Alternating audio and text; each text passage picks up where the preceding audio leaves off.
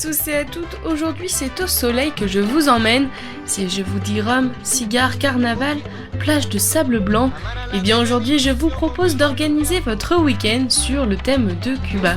Cuba, État insulaire des Caraïbes, connu pour ses plages de sable spectaculaires et ses champs de tabac pour la production des cigares légendaires. Sa capitale, c'est La Havane, riche de maisons aux couleurs pastel, de voitures des années 50 et d'une architecture hispano-coloniale du XVIe siècle qui se situe dans la vieille ville de La Havane. J'ai envie de commencer cette chronique en titillant vos papilles gustatives. J'ai concocté pour vous un menu spécial cubain. On commence avec l'entrée, une salade cubaine rafraîchissante. Il vous faut 250 g d'haricots rouges, 150 g de thon naturel, 2 poivrons verts, 2 tomates grappes, un avocat, un oignon rouge, de la coriandre, de l'huile d'olive et du vinaigre de vin rouge. La recette est simple, il suffit de mélanger tout ça dans un grand saladier et d'assaisonner. Quant au plat, je vous propose un plat familial, arroz con pollo, un plat à base de poulet, de riz, de pommes de terre, de petits pois et d'épices. Vous trouverez le détail de cette recette sur le site lescomis.com.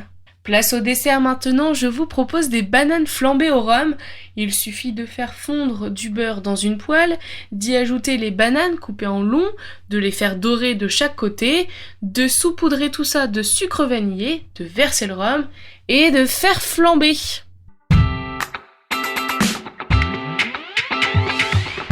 Évidemment, pour accompagner tout cela, on retrouve Simon, notre futur barman. Bonjour Simon. Bonjour Salomé. Avant de commencer, je rappelle que l'abus d'alcool est dangereux pour la santé et que boire avec modération vous permettra de savourer tous les arômes du cocktail. Alors Simon, aujourd'hui, qu'est-ce que tu nous proposes ?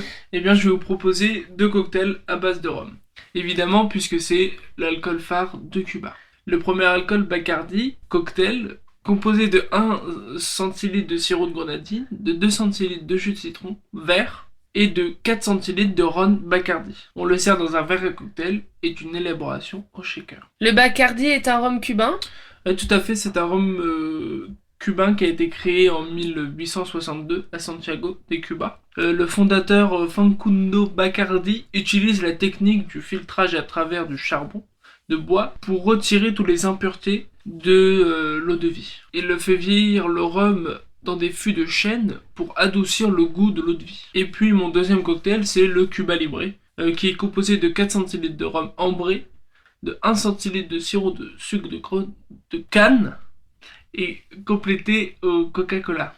Ça marche aussi avec du Pepsi ou du Bretz Cola. Et une tranche de citron vert pressé, élaboré direct au verre tumbler.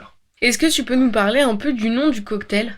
Le nom de ce cocktail date de 1900, l'année de la perte de Cuba par l'Empire espagnol, et de la fin de l'année d'indépendance cubaine.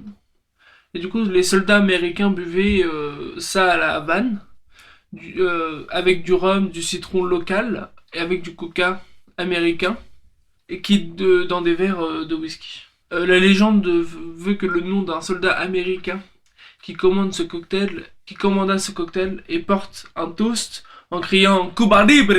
Et Simon, on finit avec le cocktail sans alcool.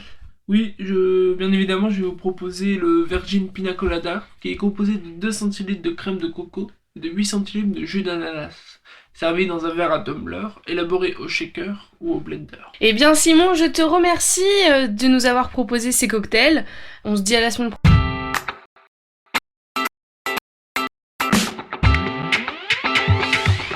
Pour continuer ce week-end sous le soleil cubain, je vous propose d'en apprendre la danse. Grâce à la vidéo YouTube Cours de salsa cubaine, vous enflammerez les pistes de danse à la fin du confinement grâce à cela. Principalement, c'est une danse de duo. Un des danseurs mène la danse, mais elle peut se danser seule ou à plusieurs. Alors pour la petite histoire, la salsa cubaine vient de la danse casino des années 50, qui est pratiquée dans les chorégraphies du Tropicana. Le Tropicana, c'est le fameux club de la Havane et qui prend racine dans le son cubain. C'est avant tout une danse de rue, une danse populaire et sociale.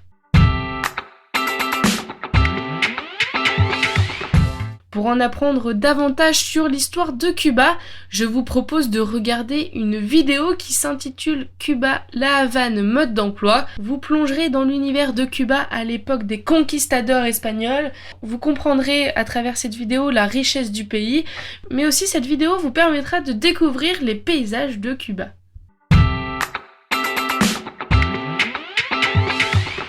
Pour finir ma chronique, j'ai sélectionné pour vous 2 films. Chala, une enfance cubaine, sorti en 2016. Il s'agit d'une comédie dramatique racontant l'histoire de Chala, un jeune cubain, malin et débrouillard, qui est livré à lui-même, élevé par sa mère défaillante, qui lui témoigne peu d'amour. Il prend soin d'elle et assume le foyer.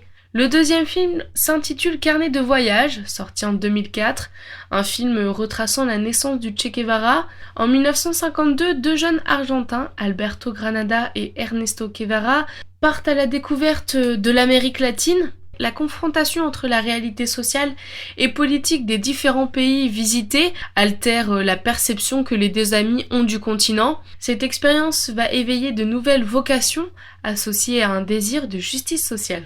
C'est tout pour aujourd'hui, chers auditeurs, merci de votre fidélité. Prenez soin de vous, restez chez vous et on se retrouve lundi sur l'antenne de Westrack Radio.